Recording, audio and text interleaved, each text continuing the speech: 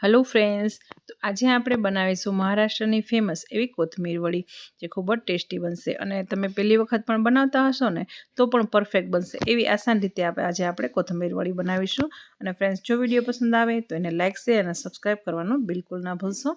તો કોથમીર વડી બનાવવા માટે મેં અહીંયા 2 કપ કોથમીર લીધેલી છે અને એમાં 1 ચમચી આદુ અને મરચાંની આપણે પેસ્ટ નાખીશું અને એને બરાબર હાથેથી આપણે મિક્સ કરી દઈશું। જો તમે લોટ નાખ્યા પછી તમે મિક્સ કરશો ને તો આ પેસ્ટ છે એ બરાબર સરસ રીતે મિક્સ નહીં થઈ શકે। તો હવે એમાં આપણે 1 કપ જેટલો ચણાનો લોટ નાખીશું અને જેટલો આપણે ચણાનો લોટ લીધો હોય ને એનાથી ચોથા ભાગનો આપણે ચોખાનો લોટ નાખીશું। એટલે મેં 1 વાટકી ચણાનો લોટ લીધેલો છે ને જે 3 ચમચી જેટલો ચોખાનો લોટ નાખેલો છે। અને હવે એમાં આપણે મસાલા કરી દઈશું। તો એમાં સ્વાદ પ્રમાણે નિમક, અડધી ચમચી ધાણા જીરું પાવડર, અડધી નાની ચમચી કાળા મરીનો પાવડર, અડધી નાની ચમચી હળદર। હળદર ખાલી આપણે અહીંયા કલર માટે જ નાખવાની છે, એનાથી વધારે હળદર નાખશો તો તમારો કોથમીર વડીનો કલર છે એ બદલાઈ જશે। અડધી ચમચી લાલ મરચું પાવડર અને અડધી નાની ચમચી મેં અહીંયા ગરમ મસાલો લીધેલો છે અને હવે એમાં આપણે અડધું લીંબુ નીચોવી દઈશું। આ કોથમીર વડીમાં આપણે ન તો કોઈ સોડા એડ કરીશું ના તો આપણે કોઈ ઈનો એડ કરીશું ને છતાં પણ એકદમ સોફ્ટ અને બહારથી ક્રિસ્પી એવી આપણી કોથમીર વડી બનીને તૈયાર થઈ જશે। અને હવે આ બધું જ આપણે હાથેથી બરાબર મિક્સ કરી દઈશું। અને કોથમીર વડી જ્યારે પણ બનાવો ને ત્યારે આપણે ખાલી પાંદડાનો જ ઉપયોગ કરવાનો છે। જો આવી રીતે દાંડલી હોય તો એને આપણે કાઢી નાખવાની છે। અહીંયા આપણે આ બધું હાથેથી જ બરાબર મિક્સ કરશું જેથી કોથમીરમાંથી પણ પાણી રિલીઝ થશે અને આપણે પાણીનો ખૂબ જ ઓછો ઉપયોગ કરવાનો છે। આટલા લોટમાં આપણે મુશ્કેલથી 3 થી 4 ચમચી જેટલું પાણી ઉપયોગમાં લેવાનું છે। એકસાથે પાણી નાખશો તો તમારું આ લોટ છે એકદમ પાતળો થઈ જશે। એટલે 1 ચમચી જેટલું આપણે પાણી નાખતા જશું અને આપણે આ લોટને બાંધી લઈશું। તો હવે આ લોટમાં બાઇન્ડિંગ આવી ગયું છે ને તો અત્યારે હવે આપણે એમાં 3 ચમચી જેટલા સફેદ તલ આપણે નાખી દઈશું।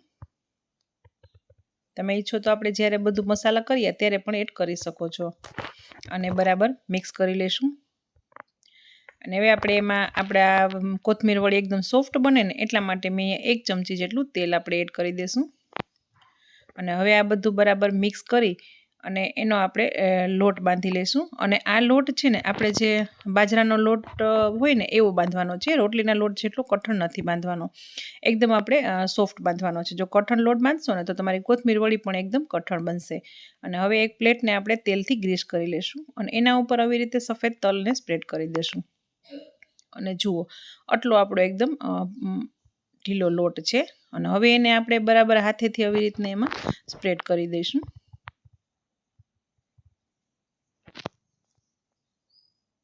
તો જુઓ હવે આપણો આ લોટ છે એ પણ બરાબર પ્લેટમાં સ્પ્રેડ થઈ ગયો છે ને તો ઉપરથી પણ આપણે થોડા સફેદ તલ સ્પ્રેડ કરી દઈશું જેથી કોથમીર વડા આપણે ખાશું ને ત્યારે તલનો ક્રન્ચીનેસ આવશે ને ખૂબ જ ટેસ્ટી લાગશે। અને હવે આપણે આ કોથમીર વડીને મેં પાણી પણ ગરમ કરવા મૂકી દીધું છે, એને આપણે 10 થી 12 મિનિટ માટે બાફી લેવાની છે। હવે જો બફાઈ ગઈ છે તો આપણે એને નીચે ઉતારી લઈશું અને એને થોડી વાર ઠંડી થવા દઈશું। અને ચપાતી આપણે આવી રીતે ફરતું ચપ્પુ કરી અને આપણે એમાં વચ્ચે કટ લગાવી લેશું।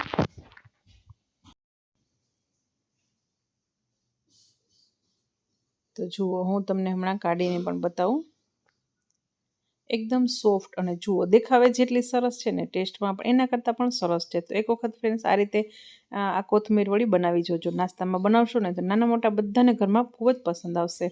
તો હવે એવી જ રીતે આપણે આ બધા જ પીસીસ છે એને અલગ કરી લઈશું।